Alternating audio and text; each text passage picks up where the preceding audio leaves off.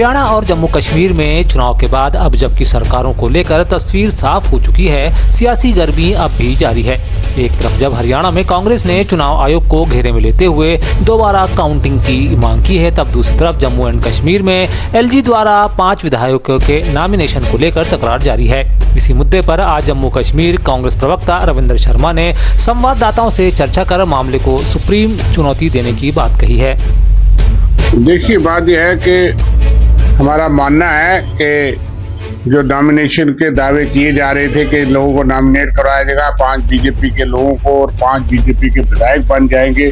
90 का चुनाव हुआ और 95 पे वोटिंग होगी, उससे मेजॉरिटी तय होगी और ये प्रक्रिया जो है वो गलत थी। हमने इस बात पे चर्चा की और मैंने अपनी तरफ से ऑनरेबल सुप्रीम कोर्ट में एक पिटीशन डाली कि ताकि ये फैसला आए कि किसको ये इख्तियार है और कैसे करना चाहिए। लेफ्टिनेंट गवर्नर को क्या जो चुनी हुई सरकार है उसको बाईपास करके करने का अधिकार है। मध्य प्रदेश के राज्यपाल मंगू भाई पटेल ने कहा है कि लोक सेवा पात्र जरूरतमंदों और गरीबों की सेवा करने का सुअवसर है।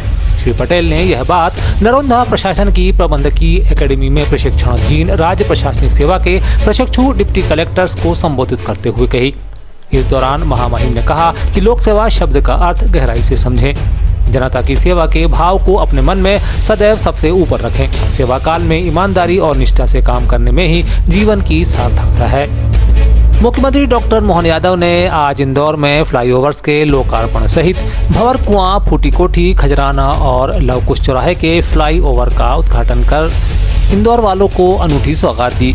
यह सभी फ्लाईओवर्स इंदौर विकास प्राधिकरण द्वारा बनाए गए हैं। बता दें, भंवर कुआं में 625 मीटर लंबा और 24 मीटर चौड़ा 6 लेन फ्लाईओवर 55.77 करोड़ की लागत से निर्मित किया गया है। इसी प्रकार फूटी कोठी का फ्लाईओवर 610 मीटर लंबा है और इसकी चौड़ाई 24 मीटर है। इसकी लागत 57.70 करोड़ रुपए आई है। मध्य प्रदेश में महिलाओं के खिलाफ अपराध की घटनाएं थमती नजर नहीं आ रही। प्रदेश के खंडवा में कल एक 55 वर्षीय व्यक्ति द्वारा एक युवती के साथ जबरदस्ती करने की कोशिश के बाद उसे गिरफ्तार कर जेल में डाल दिया गया था, लेकिन पुलिस प्रशासन के हैरतअंगेज कारनामे को उलट वह व्यक्ति 24 घंटे के ही भीतर बाहर आ गया। ऐसे में मध्य प्रदेश में कानूनी व्यवस्था को लेकर प्रदेश कांग्रेस एक बार फिर भाजपा पर हमलावर हो चुकी है। प्रदेश के कांग्रेस चीफ जीतू पटवारी ने एक प्रतिक्रिया देते हुए कहा कि मैं कई बार लिखित में दे चुका हूं कि मोहन यादव जी को गृह मंत्री के पद से इस्तीफा दे देना चाहिए।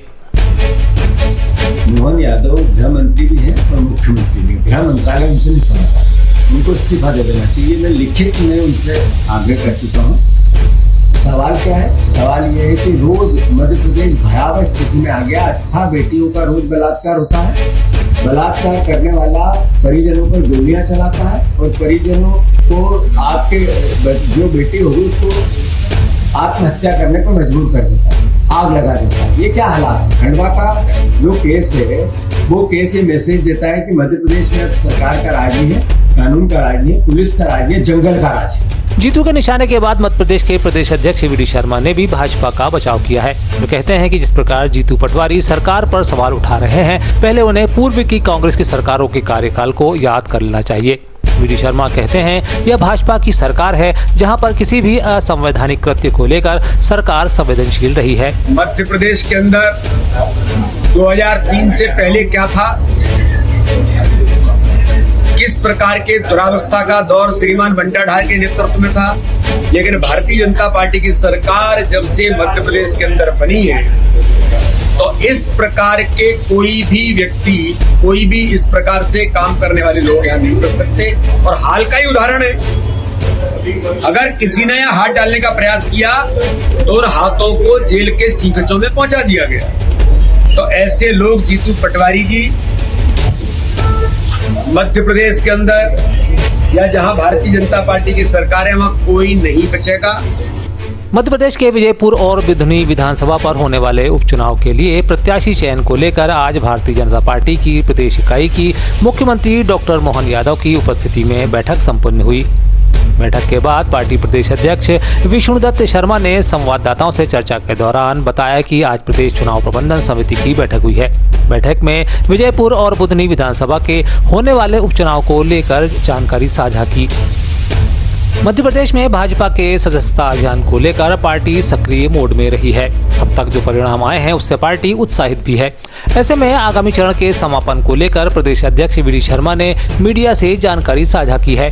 वीडी ने कहा कि अभियान का समापन 15 अक्टूबर को होना है। साथ ही अभियान की सफलता को लेकर प्रदेश अध्यक्ष वीडी शर्मा ने कहा कि हमारे कार्यकर्ताओं के अथक परिश्रम से मध्य प्रदेश भाजपा सदस्यता अभियान में इतिहास बनाने जा रही है। साथ ही उन्होंने बताया कि 15 अक्टूबर के बाद सक्रिय सदस्यता अभियान शुरू होगा।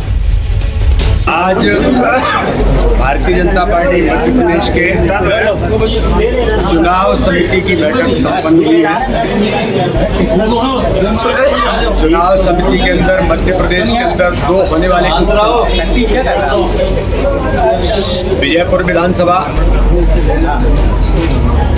और हमारी बुधनी विधानसभा के 2 आगामी समय में उपचुनाव हैं। उन उपचुनावों के बारे में जो चर्चा करने की आवश्यकता थी उन पर पूरी चुनाव समिति ने आज चर्चा की है और चुनाव समिति के माध्यम से जो आवश्यक सुझाव आए हैं उन सुझावों के आधार पर पैनल बना करके केंद्रीय नेतृत्व को हम आज उसको भेज देंगे। इसलिए भारतीय जनता पार्टी के संगठन के महापर्व में सदस्यता का अभियान 15 तारीख को सेकंड फेज का समापन है।